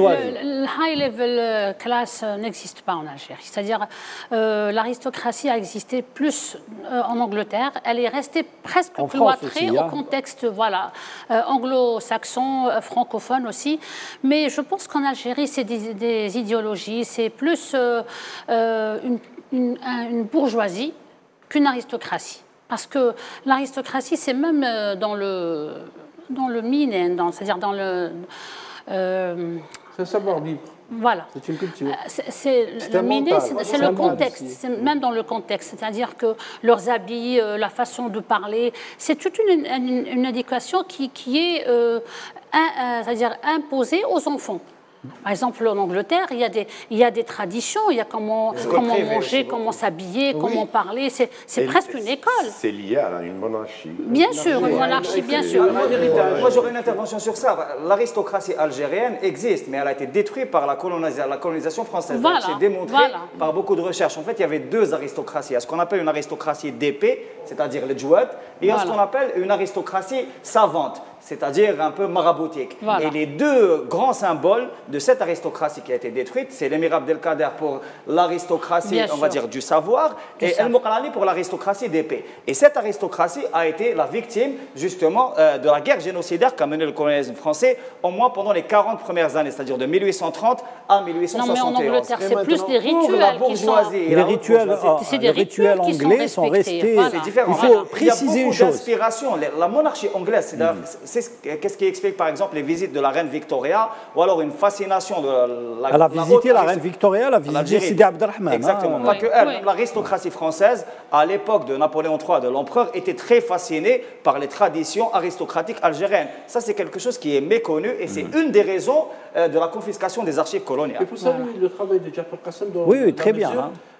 Surtout le travail...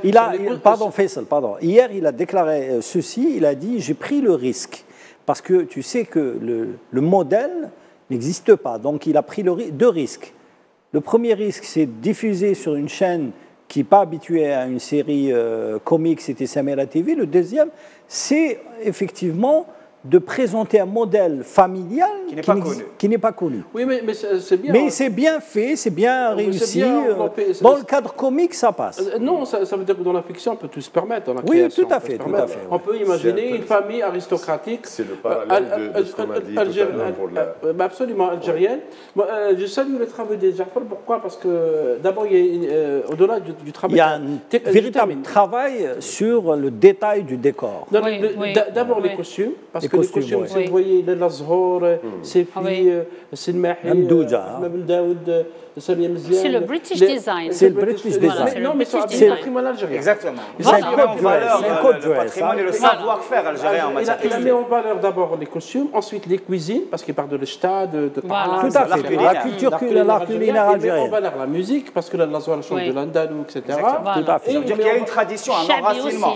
Les décors sont européens, son style un peu 17e, 18e siècle, mais le travail, genre le patrimoine, il a été fait. Donc c'est vraiment algérien comme histoire. La force de Jafar Qassem dans sa série, c'est que à travers le décor ou l'inspiration d'un décor occidental, il a présenté, met en valeur la culture algérienne. Voilà, algérienne qui est une culture tout aussi universelle. Parce qu'on a tendance à le complexer, à nous dire, voilà, la musique universelle, c'est la musique classique européenne. Or, les Occidentaux se sont beaucoup inspirés de la haute culture algérienne. De nos traditions, parce qu'au 15e, 16e siècle, il y avait des palais en Algérie. Il y avait des palais. Même après, jusqu'au 19e siècle, elles ont été détruites par l'armée coloniale. Pour dire qu'il n'y avait aucune civilisation, pour nous dire qu'ils sont venus nous civiliser. N'est-ce pas? Et c'est pour ça qu'il faut à chaque fois, je suis d'accord avec madame, de mettre en valeur notre patrimoine architectural, costume, tradition culinaire, musical.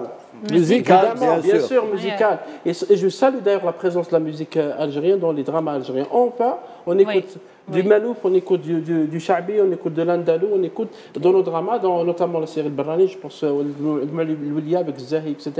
Et c'est une demande qui a été faite depuis très longtemps. Au lieu de mettre du Mozart en allant dans un restaurant à Alger, mettez du Chabi. C'est très simple. Les appellations, l'Azhour, c'est typiquement algérien. Donc typiquement vraiment, algérien. C'est ancien et c'est typiquement algérien. Donc c'est très important. Même les appellations ont une grande importance dans notre patrimoine. La richesse linguistique existe. Même s'il y a vraiment une diversité, mais la diversité donne naissance à la richesse. C'est très important. Oui, tout à fait. Reda Doumas, justement, dans cette série d'Al-Fchouch, il y a beaucoup de comment dirais-je, de recherches ou là de références à Alger dans les années 30-40. Notamment dans la façon de parler, le parler, mais aussi à travers les prénoms, comme on a dit, par exemple le bateau, etc. L'habillement, l'art culinaire, comme c'est bien présenté et tout, c'est vrai, ça parle de Rechta, ça parle de l'Amlalo et tout ça. Voilà. Et puis la référence, était Garantino dans le sens Garanteta, tout ce qui est art traditionnel de la Casbah. Exact, mais c'est ça, pour revenir à l'appellation aristocratie. Oui. Si on va au fond du mot, on peut rencontrer un aristocrate de mental, mais qui n'a pas un sou. Parce qu'être aristocrate, c'est un esprit.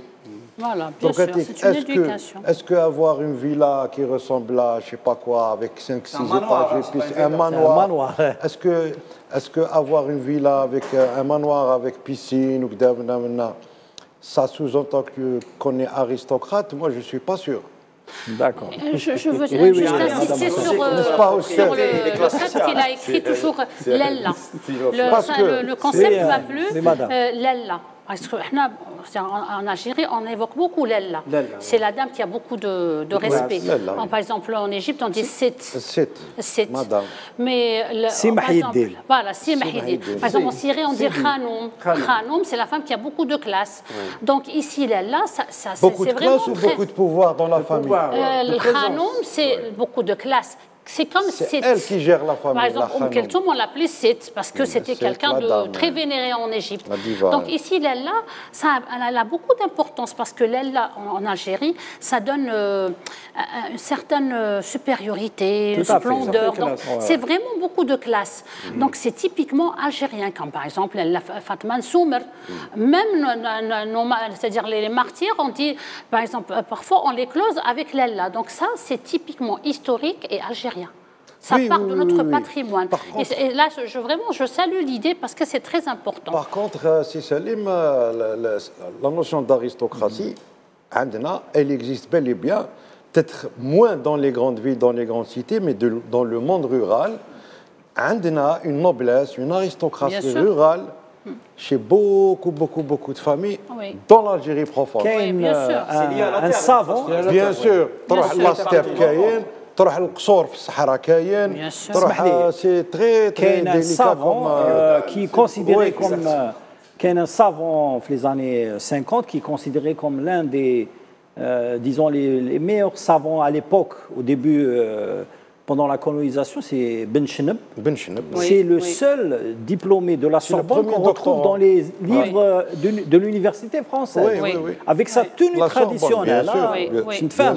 Et Ben Cheneb a créé la madrasa et il parlait 6 langues. D'ailleurs, ses travaux font toujours référence. Toujours référence, exactement. Le Burnous, c'est un habit aristocratique. Tout à fait. Ensuite, ça a été repris aussi, si vous voulez, par le colonialisme, avec le fameux Burnous rouge qui servait de distinction pour les grands collaborateurs. C'est-à-dire que c'est aussi une réalité, parce qu'il y a tout un travail de l'entreprise coloniale pour détourner, si vous voulez, les sphères supérieures après la destruction dont j'ai parlé tout à l'heure, parce qu'il y a une destruction méthodique des classes dirigeantes en Algérie qui a duré 40 ans à peu près, jusqu'à l'insurrection de 1871. Ensuite, il y a une entreprise de détournement de ces classes supérieures au service de l'administration coloniale. Et moi, à mon avis, ce que montre Ja'far Qassem, c'est plutôt une haute bourgeoisie citadine que, si vous voulez, une aristocratie qui, en Algérie, a beaucoup souffert de l'entreprise coloniale. Le Bournos a toujours été collé à Amir Abdelkader, par exemple. Moi, je ne suis pas d'accord. Moi, je ne suis pas d'accord. Le Bournos dépasse cette idée d'aristocrate portant le Bournos. Non, la couleur ou pas. Le Bournos, c'est un symbole, c'est une identité qui est bien maghrébine de par le Grand Maghreb. C'est vraiment très profond. Une émission il y a des définitions de commandement. Le caïd qui porte 3 trucs. Ça a été détourné. Ça, c'est un cliché de l'administration française. Mais le Bournos, le Bournos, c'est un signe de virilité. Le Bournos, c'est un signe un statut du patriarche. La mariée, lorsqu'elle sort de la maison de son père, elle sort avec un Bournos blanc. Il y a aussi une fonction mystique au Bournos. Bien sûr, parce qu'il y a un lien très important avec la culture islamique. Et le Bournos, c'était Absof. Très exactement. Nous حتى قصة البردة. البردة تاع كعب بن الزهير والبردة تاع البوصيري etc. Donc je sais pas. Voilà. Il faut une émission sur Hassan. Tu as écouté tout le monde. On voulait avoir ton avis sur justement d'abord la série. Est-ce que tu la suis? Je n'ai pas eu le temps de suivre. Mais tu connais un peu la série depuis l'année dernière. J'ai vu l'atmosphère. Ton avis sur ce genre de sitcom qui montre dans la fiction une famille algérienne très différente de ce qu'on voit sur les autres. Oui, mais c'est admis, ça veut dire que les gens, ça a accroché les gens. Ouais. Il a l'art de je le trouve sympathique parce qu'en réalité, je crois que quel que soit le produit. Là, on est en train de faire le miroir de ce qu'on disait tout à l'heure. Sur la violence et l'action, ça, c'est pas algérien aussi. On a une autre forme qui dit, mais au fond, qu'est-ce qu'on est en train de présenter? Ça veut dire, on propose quoi comme idée? Et le public, il est assez intelligent pour discerner et faire la part des choses entre la forme qui dit, ça c'est pour la forme, pour l'habillage, le choix artistique, mais ce qui est dit à l'intérieur, ça me parle. La cuisine, les habitudes, l'éthique, les histoires entre de mariage, d'héritage, tout ça. Donc, je crois que c'est surtout ça qui capte le public. Maintenant, la forme, c'est un choix. Peut-être plus tard, on va rejoindre le style architectural purement algérien avec des amis et des costumes. Et on va le faire à Mechouar, par exemple, ou ailleurs. Oui, ça veut dire, mais ça sera peut-être pas... Ça peut être comique, mais je crois plutôt يقدر يكون في الدراما. Oui, je pense plus au drama. À Tlemcen, Cheikh Al-Habib Nsari, qui faisait de la musique, il était très bien habillé, le costume traditionnel. On parle de grand embarras, par exemple. Oui, je sais. J'allais dire, Cheikh Khatetma à Tlemcen aussi était habillé par une manière. Cheikh Yamna à Alger, par de l'Algérie, etc. C'est de l'habit algérien. Pour Jafar Qassem Salim, je voulais revenir sur l'idée que Jafar Qassem travaille toujours sur la famille.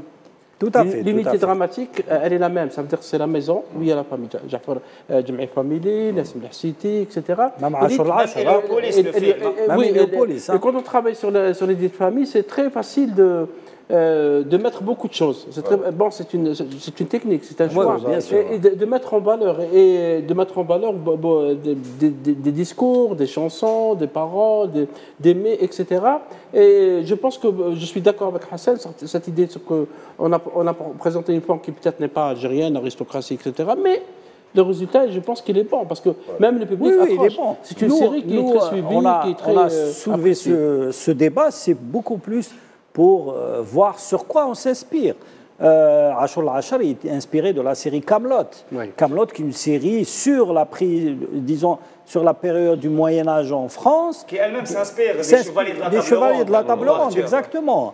Des Benihil, entre autres. Donc, chacun s'inspire d'un autre environnement. Vous savez que les Français, par exemple, ils se sont beaucoup inspirés des Britanniques. Les Britanniques se sont beaucoup inspirés des Américains. Des Scandinaves aussi. Non, en matière de fiction, beaucoup plus des Américains. C'est les Scandinaves. Oui.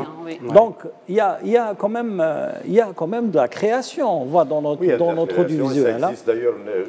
Pas seulement au niveau des feuilletons, c'est même dans la littérature, même les livres, le roman, il y a beaucoup de... Non, mais par exemple, le cas d'Ashur al-Ashar, et le cas d'Al-Fchouch, témoigne de la création universelle qu'on peut même vendre dans des pays occidentaux. Il est doublé parce que la série Downton a été doublée en plusieurs langues. Vous savez, les séries fiction sur le monde royal, etc., comme The Crown. Les monarchies. Les monarchies, ça s'exporte. Ça se vend. En Algérie, on a eu des royaumes aussi. Oui, exactement. On a eu des monarchies. Des monarchies. La reine d'Alger a marché parce qu'il n'y a pas eu... Parce que la période du XVIe siècle n'a jamais été apportée dans le cinéma algérien. Pourquoi on fait pas... Voilà, pourquoi on ne fait pas des séries ou des feuilletons sur les Zianides? Les dynasties. Sur les Zianides, les Hamadides, sur le Rostomides. Ce qu'on disait tout à l'heure, c'est aller vers... Mais Ahmed Bahlou, le producteur, a déclaré la dernière fois, c'est une question d'argent aussi. Oui. C'est une question d'argent, parce que l'historique coûte cher.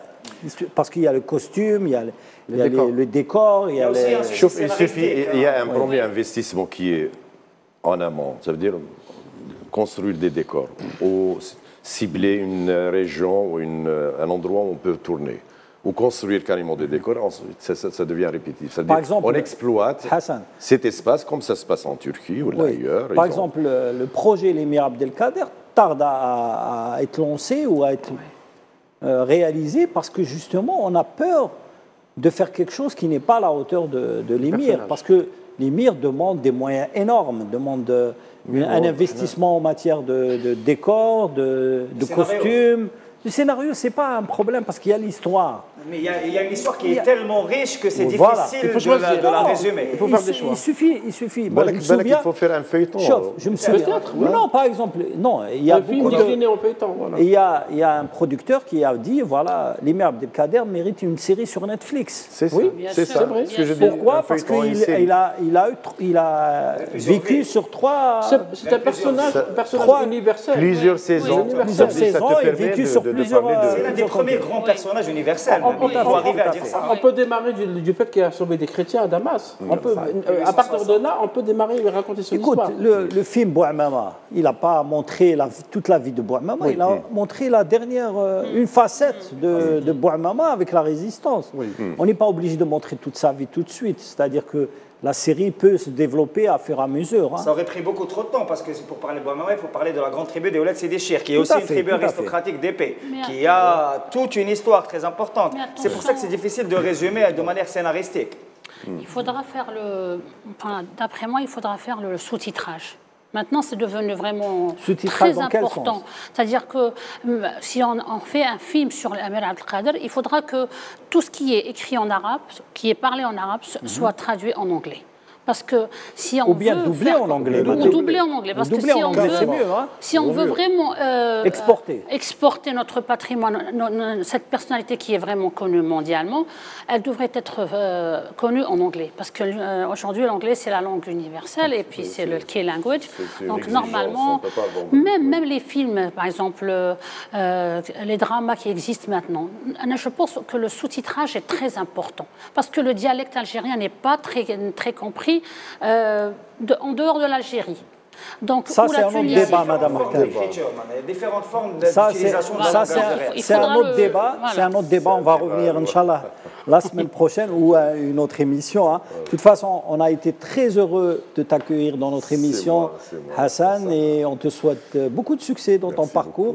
Je suis sûr que tu as beaucoup de choses à nous présenter. Merci Faisal, merci Sofiane. Reda, Cheikhna.